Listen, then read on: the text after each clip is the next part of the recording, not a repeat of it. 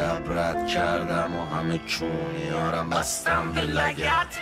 یا همه جا نسخ علف، یا مستن تر میزنن وسط هدف، یا تا خواهی رفته تو پاچشون، یا کار نشده فوشو بستن به طرف.